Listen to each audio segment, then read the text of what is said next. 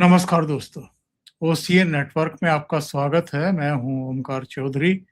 आप देख रहे हैं मेरे साथ स्क्रीन शेयर कर रहे हैं जयपुर से एकलव्य सिंह। एकलव्य, बहुत स्वागत है आपका। प्रणाम सर। जय श्री राम। जय श्री राम। हुआ क्या है? हर कोई नारेबाजी करता हुआ दिखाई दे रहा है। जंतर मंतर से लेकर के संसद तक दोनों सदनों में हंगामा रुकने का नाम ही नहीं ले रहा है। आज विधानसभा बैठी उत्तर प्रदेश की, वहां भी समाजवादी पार्टी के जो विधायक थे वो सदन के बाहर भी और सदन के भीतर भी जब उन्होंने हल्ला करना शुरू किया और दान चोरी का मुद्दा उठाया, तो स्पीकर ने पूछ लिया शाहिद मंजूर से कि तुम कब से राम मंदिर के समर्थक हो गए और तुमने कितना चंदा दिया था। तो इसी तरीके से अलग अलग जगहों पर हम देख रहे हैं। आपके जयपुर में भी कल बड़ा जमावड़ा दिखाई दिया था, वीडियोज वगैरह जारी हुए, उसके बारे में भी चर्चा करेंगे। और आज तो अरविंद केजरीवाल जो है वो सड़कों पर उतर पड़े हैं। हो क्या रहा है? ये सड़क की राजनीति शुरू हो गई क्या फिर से देश में? सर, अरविंद केजरीवाल जी पे तो आएंगे अपन। वो तो उनका नाम ही सड़ जी है, तो सड़क पे ही रहेंगे। और मेरे ख्याल से दिल्ली की जनता ने तो उन्हें पहले ही सड़क पे ला दिया था। और मुझे लगता है कि उनको आभास तो हो ही चुका है कि पंजाब में भी उनकी जो दुर्गति होने वाली है, तो वो पूरी तरह से जनता उनको सड़क पे फेंकने वाली है। और मुझे ऐसा लगता है सर कि एक बात इस कॉन्टेक्स्ट में कह देता हूँ कि इन्होंने हमें तो देखा ही है ना सर, हमने कि ये जो इन लोगों का बैकग्राउंड था सीजेपी के प्रोटेस्टर्स का, वो तो जो इनके मेन कॉन्स्टिट्यूएंट्स थे, जो इनके स्पोक्स पर्सन्स थे, वो तो एक्स आम आदमी पार्टी के ही हैं। अब सर, जब ये आंदोलन ने जो भी थोड़ी बहुत अपनी पकड़ बनाई, तो ये तो सर जैसे अंत में जिस तरह से जंतर मंतर जाने लगे थे, लेकिन उसके बाद से राहुल गांधी जी जाके प्रधानमंत्री आवास के बाहर जो सड़क पे लेट गए, तो एक तरह से कम जो उसका पॉलिटिकल पार्ट था उसकी महफिल तो वो लूट गए। चर्चा पूरे देश में मीडिया में उसकी होने लगी। और तो सर मुझे लगता है कि शायद उन्हें लगा कि प्रधानमंत्री के निवास के बाहर जब तक सड़क पे नहीं लेटेंगे तब तक सड़जी को लोग पहचान देंगे नहीं। तो इनकी तो कुल मिला के ये बात है सर। सर हमारे जयपुर में तो सर ये था कि कल यूजीसी को लेके सर प्रोटेस्ट चल रहा था सर। और एक यहाँ पे करणी सेना करके है सर। अ, अब करणी सेना का ये है सर कि थोड़ा सा अ, मतलब कह सकते हैं कि पुराना ऑर्गेनाइजेशन है सर। इसके जो संस्थापक थे लोकेंद्र सिंह कालवी, वो अब रहे नहीं। तो थोड़ा सा ये बीच में डायरेक्शनलेस ऑफ कोर्स था। लेकिन जो इसके अभी जो इसका नेतृत्व करते हैं महिपाल सिंह मकराना, मैं ये तो कतई नहीं कहूंगा सर कि वो कोई एंटी मोदी व्यक्ति है। लेकिन सर एक है कि जो एक सामान्य वर्ग या जिसे स्वर्ण समाज लोग कहते हैं, तो उसकी जो पॉलिटिक्स है, तो ये ऑर्गेनाइजेशनल पॉलिटिक्स का जो एक रहते हैं कंपल्शंस, मुझे लगता है कि उसको लेके ये हुआ सर। और एक पर्टिकुलर पॉलिसी को लेके है सर ये मामला, यूजीसी को लेके, मोदी के अगेंस्ट नहीं है ये एज सच। और अभी क्या है सर कि देखिए, राजस्थान में 2-3 महीने में ही जो पंचायत और निकाय के चुनाव भी हैं सर, नगर निगम वगैरह के, तो उसके लिए भी सर एक माहौल बनता है और इस तरह की चीजें होती हैं। और उनने कल जो वो जो सभा करी, उसी के कॉन्टेक्स्ट में ज्यादा बात करी कि बीजेपी को एक मैसेजिंग इसमें देना जरूरी है, और कसम वसम खिलवा रहे थे कि बीजेपी को वोट मत देना। तो आपने देखा सर जैसे कि बांकीपुर और दतिया में भी हुआ। तो ये मुझे लगता है कि कुछ मोमेंट्स होते हैं जब कुछ लोग तो ऐसे होते हैं जो जेन्युइनली अपना एंगर एक्सप्रेस करना चाहते हैं कि भाई आपकी इस पॉलिसी से हम खुश नहीं है। लार्जर कॉन्टेक्स्ट में तो देखेंगे हम हमें क्या करना है, लेकिन एक हम आपको मैसेज जरूर देंगे कि भाई हम इस चीज से खुश नहीं है। और इसमें सर देखिए, अभी जो समीकरण बने हुए हैं, मुझे ऐसा लगता है कि इन लोगों को जो है ना एक बैक स्टेज फंडिंग मिलती है सर एंटी मोदी और एंटी भारत फोर्सेस से। उसका कारण यह है सर कि जो ऑपोजिशन है उसकी जो लैक ऑफ क्रेडिबिलिटी हो गई है, वो खुलकर अगर सामने आ जाते हैं तो आंदोलन का जो है जो रेप्यूटेशन होती है वो वैसे ही गिर जाती है। और उसके अलावा थोड़ा सा ये भी एक फैक्टर है कि कम से कम यूजीसी के मामले में तो ये जो ऑपोजिशन वाले हैं, इनको जो थोड़ा बहुत जो दलित वोट बैंक है इनका, वो अपसेट करने का इनको डर रहता है। तीसरा फैक्टर इसमें यह है सर कि मतलब एक बीजेपी के जो वोटर्स हैं उसको एक तरह से टैप करने का इनके पास मौका या अवसर होता है। जैसे मतलब स्टूडेंट प्रोटेस्ट के नाम पे स्टूडेंट्स को टैप करना, उसी तरह से स्वर्ण समाज के नाम पे स्वर्ण समाज को टैप करना इन द सेंस कि खुद तो इनको वोट नहीं मिल सकता, लेकिन अपसेट होके कम से कम, एक होता है ना सर कि निराश होके कभी कभी वोटर वोट डालने नहीं जाता, तो उतना ही बहुत है सर इनके लिए। अगर ये इतना भी अचीव कर सके तो मुझे लगता है कि इस रीजन से कभी कभी ऐसे लोकलाइज्ड प्रोटेस्ट को ये जो ऑपोजिशन वाले और एंटी मोदी फोर्सेस हैं वो बैकस्टेज फंडिंग अवश्य करते हैं सर। लेकिन इस संदर्भ में आवश्यक है सर कि बीजेपी थोड़ा सा अपने कम्युनिकेशन स्ट्रैटेजी पे फोकस करे। मैं ये नहीं कह रहा कि मतलब सब कुछ ही हेवायर है या बिल्कुल ही गलत है, लेकिन थोड़ा सा सर कई बार समझना चाहिए। जैसे एक इस स्टूडेंट प्रोटेस्ट में एक जो पर्टिकुलर बात निकल के आई, और वो सर सिर्फ युवा वर्ग के लिए या स्टूडेंट्स के लिए सही नहीं है। आजकल सर ये डिजिटल एज के जमाने में ऐसा ही है सर कि कोई 50 पेज की या 100 पेज की पॉलिसी नहीं पढ़ता सर बैठ के। या अगर सुप्रीम कोर्ट में अगर जैसे जब ये यूजीसी वाला मैटर गया तो उसमें क्या आर्ग्यूमेंट्स हुए, सरकार ने अपना पक्ष रखा कि नहीं रखा, कि चुप रही, अपोज करा, ये सब में कोई नहीं जाता सर। लोग 30 सेकंड की इंस्टाग्राम रील देखते हैं सर। मतलब ज्यादातर सर मैं आपको कह सकता हूँ कि ज्यादातर लोग जो हैं वो इसी तरह से अपना डिसीजन तो मैं नहीं कहूंगा, लेकिन अफेक्ट इस तरह से अवश्य होते हैं सर। क्योंकि डिसीजन तो अगर इस तरह से ले लेते तो जो बंगाल में परिणाम आए वो हमें नहीं दिखते। तो जनता अपनी सहज बुद्धि का भी उपयोग करती है, इसमें कोई दो राय नहीं है, लेकिन फिर भी जो एक सेंधमारी हो सकती है या वोट बैंक जो छिटक सकता है, उसके लिए बीजेपी को अपनी थोड़ी सी, मुझे ऐसा लगता है कि कम्युनिकेशन स्ट्रैटेजी को थोड़ा सा और एफिशिएंट बनाना चाहिए सर। फॉर एग्जाम्पल की अभी बात हो रही है भाई एक यूजीसी रोल बैक की। सर यूजीसी जो रोल बैक की बात है भाई, यूजीसी अभी इफेक्टिव है ही नहीं। वो स्टे जब वहां पे मांगा गया तो सरकार तो समझ चुकी थी कि भाई हमारे ही सिस्टम में कहीं पे गलती हो चुकी है, इसलिए सरकार ने तो उसे अपोज किया ही नहीं। अब जब वो चीज ऑलरेडी इनफ्रक्चुअस हो गई है तो जानबूझ के उसके अगेंस्ट कोई ऑर्डर निकालना या कुछ ऐसा करना और अपने दलित वोट बैंक को अपसेट करने का रिस्क लेना, ये सब भी तो बातें होती है ना सर। और ऐसा नहीं है कि सर बीजेपी ने इस पे कोई एक्शन ही नहीं लिया है। कई ऑफिसर्स को बदला गया है, सस्पेंड किया गया है, वो जो यूजीसी कमेटी थी उसमें भी एक्शन हुआ है। तो ये सब चीजें हैं सर। और लेकिन कुल मिला के ये है सर कि ये विपक्ष जो है अब अगर कोई आवाज उठाता है तो उसकी तो क्रेडिबिलिटी ऐसी है सर कि इन लोगों ने रियलाइज कर लिया है कि उससे तो हम मोदी को इलेक्टोरली कभी डिफीट कर नहीं सकते। तो हाँ, एक मास्क जिसे कहते हैं ना कि प्रोटेस्ट जो है किसी और के नाम पे है या जनता के नाम पे, तो हमें इस तरह के आंदोलन जो है सर वो ज्यादा दिखेंगे आने वाले समय में। आप देखिए कि पिछले कार्यकाल में भी एक जो इनको सफलता मिली एक तरह से, वो किसान आंदोलन की थी। और इसमें भी हम कह सकते हैं कि जो कम से कम धर्मेंद्र प्रधान के इस्तीफे को अगर एक मानक माना जाए तो उनको एक सफलता मिली है।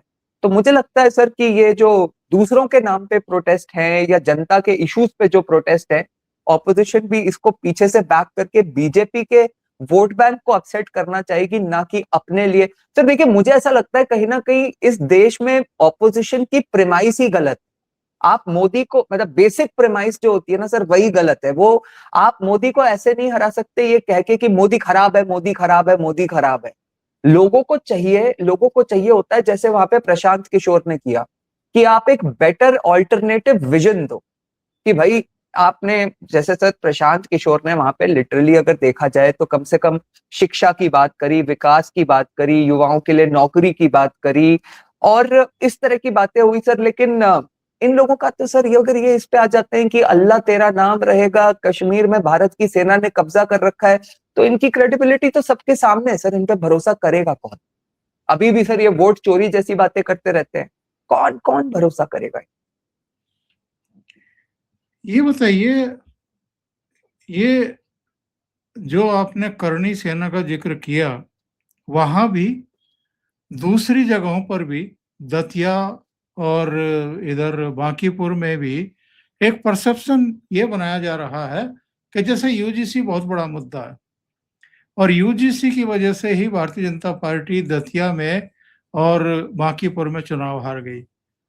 तो यूजीसी के उस बवाल के बाद तो पश्चिम बंगाल में चुनाव हो चुका, वहां भाजपा को प्रचंड प्रचंड जीत मिल चुकी, तो वहां यूजीसी का कोई फर्क क्यों नहीं दिखाई दिया? सर देखिए, मैं तो बहुत क्लियर हूँ कि जहां तक यूजीसी का मामला है, जब वो अचानक से मतलब जब वो नोटिफिकेशन सबको उसका आभास हुआ और जब वो पूरा मैटर हुआ था, तो उसके बाद जो सरकार का उस पे ओवरऑल रवैया रहा, और मैं तो आज भी मानता हूं सर कि सरकार ने कदम तो ठीक उठाया, लेकिन उस समय भी सरकार की थोड़ी कम्युनिकेशन स्ट्रेटजी बेटर हो सकती थी। और जो सरकार के सपोर्टर्स हैं या मोदी जी के सपोर्टर्स हैं, उनकी भी कम्युनिकेशन स्ट्रेटजी बेटर हो सकती थी। और मुझे सर देखिए, मुझे कोई अपने लिए कोई पर्सनल पॉपुलैरिटी चाहिए नहीं कि मैं उनके बारे में सच नहीं बोलूं। मतलब सच ये है कि हमारे भी कई मित्र जो हैं, वो सर उनने सारे स्तर पार कर दिए थे। उन्होंने भी ये मतलब एक तरफ हम लोग शत्रुबोध की बात करते हैं, और एक अगर गलती हो गई जिसमें कि मोदी जी की ऐसी कोई इंटेंट नहीं थी, सिस्टमिक एक गलती हुई थी किसी व्यक्ति से, तो ठीक है, आप मतलब मोदी जी पे प्रेशर बना सकते हो कि भाई ये गलती हुई है, इसको ये करो वो करो, ये नहीं होना चाहिए था, लेकिन आप तो मतलब इस स्तर पे उतर आए। आपको तो मैं क्या बोलूं सर, आपके दर्शकों ने भी देखा है और हम सब ने देखा है। तो वो गलती और एक कम्युनिकेशन गैप ऑफ कोर्स था, लेकिन सर मुझे नहीं लगता कि इससे कोई जनता का इतना भरोसा हिल गया कि वो मोदी जी को वोट ही नहीं देंगे। दतिया और सर यहाँ की सर, जैसे मैं आपको एक एग्जांपल देता हूँ। हाँ, कास्ट डायनामिक्स होते हैं, लेकिन कैसे होते हैं, जैसे बांकीपुर में सर स्वर्ण बहुल क्षेत्र है वो भी, और उसमें सर कायस्थ जो हैं, उनका एक बहुत बड़ा वो है वोटिंग सेगमेंट। तो वहां पे सर आप देखिए कि कायस्थ की तो पहचान ही ये होती है कि थोड़े पढ़े लिखे होते हैं, प्रगतिशील होते हैं, उनको हम एमएनसीज में, बिजनेस सेक्टर में, आईएएस आईपीएस की नौकरी में, ऐसी जगहों पे देखते हैं। अब उनके सामने सर आप अपना कैंडिडेट ऐसा खड़ा कर दोगे जो अपना नॉमिनेशन पत्र ठीक से नहीं पढ़ पा रहा हो, और दूसरी तरफ एक ऐसा व्यक्ति है जो मतलब संघर्ष ही नहीं कर रहा, वो विकास की बात कर रहा है, वो नौकरी की बात कर रहा है, वो कह रहा है कि मैं इस कॉन्स्टिट्युएंसी पे फोकस करूंगा और इसको ऐसा बनाऊंगा कि दूसरों पर भी प्रेशर आए कि वो अपनी कॉन्स्टिट्युएंसीज को इंप्रूव करें, मतलब बेटर, एक अच्छा एमएलए बन के दिखाऊंगा। तो सर कौन नहीं, मतलब चॉइस तो बहुत क्लियर हो गई। तो बीजेपी की अगर कोई लोकलाइज्ड गलती हो गई और वहां पे जनता अगर कोई मैसेज देना चाह रही थी पर्टिकुलर जगह पे, इसका ये कतई मतलब नहीं है कि पूरे देश में यूजीसी को लेके मतलब बीजेपी के अगेंस्ट कोई आक्रोश है। और सर ये इसी तरह का आप देखेंगे सर कि कम्युनिकेशन और ये सब होता है सर 2024 में भी अगर आप देखो, तो ये जो सर यूजीसी का अल्टीमेटली देखिए क्यों हुआ। यूजीसी ने एक टूल इसलिए पकड़ी कि कहीं ना कहीं एक थोड़ा सा सर रिजर्वेशन को लेके लोगों के मन में संशय रहता है, उस पर लोग डिवाइडेड रहते हैं कि भाई रिजर्वेशन के क्या प्रॉब्लम्स हैं, क्या नहीं है, होना चाहिए नहीं होना चाहिए, कब तक होना चाहिए, ये सब लोग डिस्कस लगातार जो है सामान्य वर्ग वाले भी करते रहते हैं। और उसके ऊपर से सर जब यूजीसी को लेके अगर कोई संशय बन जाए तो लोग थोड़ा और एग्रीवेट हो जाते हैं। और उसी साइड से सर उसी तरह का जो है सर दूसरी साइड भी चलता है, और कभी कभी कम्युनिकेशन की वजह से प्रॉब्लम आ जाती है। फॉर एग्जांपल सर 2024 में जो हमने यूपी में देखा, लोग कहते हैं कि उसकी वजह से एकदम मतलब बीजेपी 240 पे आ गई और ये हो गया। और सर बगल में ही तो मध्य प्रदेश भी था ना सर, वहां तो 29 की 29 सीट जीत गए, कैसे जीते? तो कहीं ना कहीं सर ये होता है कि लोकलाइज्ड इश्यूज जो होती हैं वो कभी कभी तूल पकड़ लेती हैं, लेकिन इसका मतलब ये नहीं है कि उसको कम्युनिकेशन से कंट्रोल नहीं किया जा सकता, या पूरे एक एक जगह पे अगर कोई इशू ने अगर डैमेज कर दिया तो वो पूरे देश का मुद्दा है, या पूरे देश में मतलब बीजेपी को कोई धरातल पे लाके पटक देगी। बिल्कुल सही है, लेकिन इधर हम देख रहे हैं कि प्रशांत किशोर के इतने लंबे लंबे इंटरव्यूज अलग अलग चैनलों पर शुरू हो गए हैं। तो प्रशांत किशोर को जैसे उन्होंने बहुत बड़ा किला जो है वो जीत लिया है, और अब वो बिहार के नए हीरो बनकर के उभरे हैं कुछ इस अंदाज में। उपचुनाव में ऊंच नीच हार जीत होती रहती है। हालांकि एक परसेप्शन ये है कि जिसकी सरकार होती है, आमतौर पर उपचुनाव उसी का होता है, उसी के कैंडिडेट जीतते हैं। लेकिन कई बार कुछ स्थानीय कारण होते हैं, कुछ भीतरघात भी होती है, कुछ दूसरी वजहें भी होती हैं। और यहाँ तो बांकीपुर में तो कम वोट टर्नआउट होना केवल 34 साढ़े 34%, तो ये भी एक बड़ी वजह रही है। लेकिन यहाँ ये भी सवाल उठता है कि बीजेपी के राष्ट्रीय अध्यक्ष कई बार वहां से चुने गए, और चूंकि अब वो राज्यसभा में आ गए तो उनके द्वारा सीट खाली की गई थी। वहां मतदाताओं में इस हद तक हताशा, निराशा और विमुखता के केवल 34% टर्नआउट। सर देखिए, दो बातें हैं। एक तो प्रशांत किशोर वाली, देखिए सर, जो आप इंटरव्यूज की बात कर रहे हैं, एक ये देखना पड़ेगा कि प्रशांत किशोर जो है ये मीडिया स्वीट हार्ट है सर। और ये कैसे बने, ये भी बड़ा एक इंटरेस्टिंग बात है कि 2014 में, क्योंकि ये एक नाम थे जो मोदी जी के कैंपेन से जुड़े हुए थे, जबकि हजारों प्रशांत किशोर मोदी जी के कैंपेन से जुड़े हुए थे, लेकिन क्योंकि ये थोड़ा सा लाइमलाइट में आ गए, तो एक इनको ऐसा दिखाया गया कि as if he was the main brain behind Modi ji campaign, और उनने मोदी जी को मोदी जी बना दिया। तो अच्छा, उसके बाद भी सर क्या हुआ कि कुछ चुनावों में जहां ये चल गए, फॉर एग्जाम्पल जो सर वो महागठबंधन का अलायंस बिहार में हुआ था, जहां पे नीतीश जी और आपके लालू जी और ये सब साथ में, कांग्रेस साथ में मिलके लड़े थे, तो सर वो तो आप देखेंगे कि अगर वो तीन एक साथ हो जाएंगे तो वहां पे अगर जिस तरह के कास्ट डायनामिक्स हैं, कोई बहुत बड़ी सरप्राइजिंग बात नहीं थी। और उस समय मोदी जी को भी सत्ता में आए हुए करीब 1 वर्ष ही हुआ था, 2015 की ये बात है। लेकिन प्रशांत किशोर सर, अच्छा, प्लस बंगाल में टीएमसी इतनी स्ट्रांग थी, तो एक बार ममता जी के साथ जब ये काम कर रहे थे तो वहां जीत गए।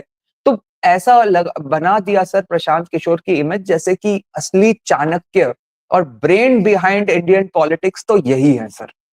और उसके बाद सर ये जरूर है कि हाँ, एक एम्बिशियस व्यक्ति हैं, उन्होंने सोचा कि एक पॉलिटिकल स्पेस वो अपने लिए क्रिएट कर सकते हैं, तो उन्होंने सर बिहार में मानता हूं कि जगह सही चुनी सर। इसलिए सही चुनी कि एक तो वो लोकल हैं सर वहां के, अच्छा, मेहनत और संघर्ष करने की क्षमता है, and I am sure sir, जो एंटी बीजेपी ऑल्टरनेटिव फ्रंट एक जो खोलना चाहते हैं अपार्ट फ्रॉम कांग्रेस, कोई इनके जैसे व्यक्ति जो इतनी पॉलिटिकल पार्टी से जुड़े रहे, अपने लिए फंडिंग एक्यूमुलेट करना भी कोई बहुत बड़ी प्रॉब्लम नहीं रही होगी। तो उसके बाद सर वहां पे आप बिहार में ये कह सकते हो, मैं ये तो कतई नहीं मान रहा कि ये कोई बीजेपी को रिप्लेस करने की पोजीशन में आ गए हैं, लेकिन हाँ, मुझे लगता है सर कि लंबे समय से लोग आरजेडी का एक विकल्प, विपक्ष का विकल्प वहां पे अवश्य देख रहे हैं, और अगर ये इसी तरह मेहनत और संघर्ष करेंगे तो अपने लिए ऑपोजिशन में जल्दी ही एक स्पेस क्रिएट कर सकते हैं, इसमें मुझे कोई संशय नहीं है। अब सर जहां तक ये जो आप राष्ट्रीय अध्यक्ष की सीट की बात कर रहे थे सर, देखिए एक बड़ी इंटरेस्टिंग बात है सर कि ऑस्ट्रेलिया के प्राइम मिनिस्टर बोले थे कि Narendra Modi is the boss, और वो तो उस वो देखिए सर, वो कितना वो वीडियो चलता है आज तक, मतलब उस वो उन्होंने एक्चुअली तब बोला था जब मोदी जी इससे पहले जब ऑस्ट्रेलिया गए थे, इस वाली ट्रिप से पहले, तो लगभग मेरे ख्याल से 4 1 वर्ष या 5 वर्ष हो चुके हैं सर जब वो उन्होंने बोला था, लेकिन आज तक वो रील चलती है। लेकिन सर जब नितिन नवीन जी राष्ट्रीय अध्यक्ष बने तो नरेंद्र मोदी जी ने भी कहा था कि नितिन नवीन इज माय बॉस, ये मेरे बॉस हैं। लेकिन सर देखिए, कुछ बातें ऐसी होती है जिस पे भरोसा किया जा सकता है और कुछ बातें ऐसी होती है जिन पे भरोसा नहीं किया जा सकता है। अभी नितिन नवीन जी यंग है सर, और अच्छा है कि एक युवा नेतृत्व तैयार किया जा रहा है पार्टी में, लेकिन इसका मतलब ये कतई नहीं है सर कि वो बॉस है और या फिर उनका वो रुतबा है। मैं तो मानता ही नहीं सर कि कोई मतलब नितिन नवीन जी की सीट पे वो, या नितिन नवीन जी का इतना बड़ा स्टेचर है कि उनके नाम पे बस लोग जिता दे। मैं तो नहीं मानता सर, कम से कम व्यक्तिगत रूप से। हाँ, वो उस सीट पे कास्ट डायनामिक्स और जो पास्ट ट्रैक रिकॉर्ड था उस पे बीजेपी को जीतना चाहिए था सर। ऐसी भी कई चीजें, और आप देखिए अल्टीमेटली उपचुनाव है सर, ये जनता के पास एक बहुत अच्छा, जिसे कहते हैं कि अपॉर्चुनिटी भी होती है कि अगर हमें कोई नाराजगी है तो इससे कोई सरकार पे तो असर पड़ने नहीं वाला, या ओवरऑल परिप्रेक्ष्य में तो कोई फर्क नहीं पड़ने वाला, तो एक मैसेज तो दें। अगर तुम बेकार सा कैंडिडेट खड़ा कर रहे हो, हमें फॉर ग्रांटेड ले रहे हो, तो एक मैसेजिंग कर देंगे। मैं उपचुनावों में सर इससे बड़ा क्या हो सकता है कि 2018 में गोरखपुर में बीजेपी हार गई थी सर। तो मैं तो काफी श्योर हूं सर कि ये एक लोकलाइज्ड इलेक्शन में और एक उपचुनाव में, जिससे ओवरऑल परिप्रेक्ष्य में कोई फर्क नहीं पड़ता था, जनता ने एक मैसेज दिया है। और नितिन नवीन जी को भी सर इसलिए थोड़ी वहां पे लाया हुआ है कि उनके नाम पे उनकी कॉन्स्टिट्युएंसी में कोई चुनाव जीत जाए। मुझे लगता है कि देखिए सर, बीजेपी में एक अच्छी बात यह है कि बीजेपी बहुत आगे का सोचती है सर। ऐसा नहीं है कि मतलब मोदी जी के रिटायर होने के बाद बीजेपी युवाओं का सोचेगी, तो फिर तो सर वो बीच का गैप कौन फिल करेगा। तो मुझे ऐसा लगता है कि नितिन नवीन जी को अभी इस समय यहाँ पे लाया गया है, या ऐसे लोगों की रिस्पॉन्सिबिलिटी दी जाती है, वो इसलिए दी जाती है कि जब तक मोदी जी और ये सब अमित शाह जी लोग एक सीनियर्स बनते जाएं तो नीचे एक नेतृत्व तैयार होने लगे। तो सर ये तो इसलिए है। और लेकिन सर मैंने एक चीज नोटिस करी जो मुझे लगता है बीजेपी को इस चीज पर ध्यान देना चाहिए। ये जो सर शहजाद पूनावाला का सेपरेशन हुआ है सर बीजेपी से, मुझे थोड़ा सा सर खराब लगा, क्योंकि मेरी जितनी भी सहज बुद्धि है, he is definitely one of the better speakers, चाहे हिंदी के चैनल्स हों चाहे इंग्लिश के चैनल्स हों। अच्छा उन्होंने अपने लिए बनाया था सर, और अच्छा काम करते हैं, समर्पित कार्यकर्ता और स्पोक्स पर्सन कहूंगा मैं तो ये जो नितिन नवीन जी की भी जो सर, ये जो मतलब आप युवा अध्यक्ष ही तो बनाए गए हो ना, युवाओं के लिए ही तो ये स्टेप उठाया गया था ना। तो ये जो बीजेपी में जो सर नए जो टीम्स फॉर्म हुए, उसमें शहजाद पूनावाला को मतलब अब 5-7 साल हो गए सर, और अगर मेन स्ट्रीम पॉलिटिक्स में तो देखा जाए तो 15 साल उनको हो चुके। तो अगर ऐसे लोगों को स्पेस नहीं मिलेगी तो सर कभी कभी कार्डर में भी मतलब हर कोई सर, लोग कहते हैं कि अरे मोदी जी का धैर्य देखो, ये देखो मोदी जी ने कितने साल स्ट्रगल किया तब मिला, ये करा। लेकिन हर किसी में इतना धैर्य, और हर कोई मोदी नहीं हो सकता सर। सर आप म्यूट पे। बिल्कुल सही बात आप कह रहे हैं। और ये जो हम देख रहे हैं कि संसद चलने नहीं दी जा रही है, संसद के बाहर रोजाना बड़े बड़े बैनर लेकर के किसी दिन लिखा होता है कि अमित शाह संसद से कहाँ गायब हैं, कभी कोई और स्लोगन, कभी कोई और स्लोगन। और उत्तर प्रदेश विधानसभा में भी समाजवादी पार्टी का हंगामा। ये सब डरे हुए हैं नरेंद्र मोदी से, सर क्योंकि आज अखिलेश जी भी पहुंच गए, बाय द वे आपको बता दूं, अखिलेश जी भी वो जहाँ पे वो स्किट चल रही है ना सर, वो जहाँ पे उन्होंने वो दान पात्र लगा रखा है, वहां अखिलेश जी ने भी जाके वहां पे दान किया है, और एक टॉन्टिंग कमेंट भी दिया है कि इस दान पात्र के नीचे सुरंग है जहां से भाजपा सारे पैसे गायब कर लेती है। तो ये सब तमाशा इसलिए हो रहा है कि नरेंद्र मोदी की छवि किसी तरीके से प्रभावित की जाए। बीजेपी को लीड भले ही नितिन नवीन कर रहे हों, या रणनीतिकार के तौर पर भले ही अमित शाह हों, लेकिन सब जानते हैं कि जितने राज्यों में सरकारें बनती जा रही हैं, मेन चेहरा वहां नरेंद्र मोदी ही हैं। बंगाल जैसे स्टेट में अल्टीमेटली बीजेपी की सरकार बनी, और प्रचंड बहुमत से। जहां जहां सरकार बन रही है प्रचंड बहुमत से, और ये सब हारते जा रहे हैं। अरविंद केजरीवाल की भी जो हताशा की पराकाष्ठा है कि सड़क पर बैठ गए जाकर के, ये केवल इसलिए कि पंजाब में जब नरेंद्र मोदी जाएं तो इनके पास कुछ कहने को रहे उनके खिलाफ, तो एक पेशबंदी हो रही है। सर देखिए, ये तो है ही कि बीजेपी अपने जो इलेक्टोरल ऑब्जेक्टिव्स है वो तो अचीव करती ही जा रही है, लेकिन ये जो संसद में जिस तरह से तमाशा करके हर 6-7 दिन मतलब पिछले 20 दिन से सर जिस तरह से कोशिश करी जा रही है कि भाई सत्र नहीं चल सके, ये हो वो हो, ये सारी प्रॉब्लम्स जो हैं, यहाँ तो बड़ा क्लियर है सर कि ये दोनों समझते हैं कि ये नरेंद्र मोदी को ना तो इलेक्टोरली रोक सकते हैं, और नरेंद्र मोदी ने जब ठान ली कि मुझे ये बिल पास कराना है तो वो अमित शाह जी को उसको डेलीगेट करके वो बिल भी पास करा लेंगे सर। और अमित शाह जी उसी पे फोकस कर रहे हैं सर, वो हर दिन पार्लियामेंट में ही हैं और शाम को लेट रात तक, किसी दिन 8 बजे तो किसी दिन 12 बजे तक बैठते हैं इनके। वो सर एक बार मोदी जी ने संसद के पटल से कोई शेर कहा था, मुझे एग्जैक्टली याद नहीं है, बट अभी वो बांसुरी स्वराज ने भी जो है उसको दोहराया था कि तुम्हारे पैरों के नीचे जो जमीन है तुम सोच रहे हो कि जमीन है, लेकिन वो कुछ इस टाइप का था, आपको अगर याद हो। तुम्हारे पैरों के नीचे जमीन नहीं, हैरान है कि तुमको यकीन नहीं। बिल्कुल सर। तो अभी जब आप देखेंगे कि सर जब ये FCRA बिल आएगा, एंड बहुत बड़ी ये भी एक संभावना जताई जा रही है कि डिलिमिटेशन बिल भी आ सकता है, तो वो एहसास हो जाएगा सर उस समय, जैसे बंगाल के इलेक्शन के समय जब उसके परिणाम आए तब एहसास हुआ ममता जी को, तो उसी तरह से सर ये राहुल गांधी, अरविंद केजरीवाल और उनके साथ में सर जो खूब सारी एंटी नेशनल फोर्सेस लगी हुई हैं इन चीजों को रोकने के लिए, उनको भी आभास हो जाएगा सर। देखिए सर, ये जो देश में जो इस्लामिक आतंकवाद, जिहाद और ये सब टाइप की चीजें हैं, इसको तो बहुत अच्छे से, और इनफैक्ट जो क्रॉस बॉर्डर डिस्प्यूट्स भी हैं उनको तो अमित शाह जी ने बहुत अच्छे से हैंडल कर ही लिया है। लेकिन ये जो मुद्दा है ना सर FCRA एक्ट का, ये कितना बड़ा है, ये जब पास होगी उसके बाद लोगों को मुझे लगता है कि धीरे धीरे समझ में आएगा।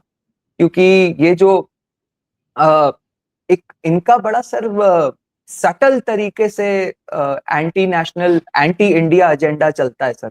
ऐसा दिखता नहीं है, साउंड नहीं करता है कि ये कितने एंटी इंडिया हैं, ये कैसे भारत को तोड़ना चाहते हैं, कैसे यहाँ पे धर्म परिवर्तन करना चाहते हैं, कैसे सनातन धर्म को डिस्ट्रॉय करना चाहते हैं, क्रिश्चियनिटी को यहाँ पे एक्सपैंड करना चाहते हैं, किस तरह के ऑर्गेनाइजेशंस को ये यहाँ पे यूज करते हैं, कैसी फेमस पर्सनालिटीज को इंडिया में उसको जोड़ के और धीरे धीरे और लंबे समय से सर लॉन्ग टर्म स्ट्रैटेजी के साथ काम करते हैं। ये नहीं कि एक दिन दंगा कर दिया और किसी का इस्तीफा मांग लिया, वो काम कर रहे हैं सर 30 साल से, 20 साल से इस तरह से, और उनका जो ऑब्जेक्टिव है इसको अचीव करने का भी वो लॉन्ग टर्म अगले 20-25 साल में है।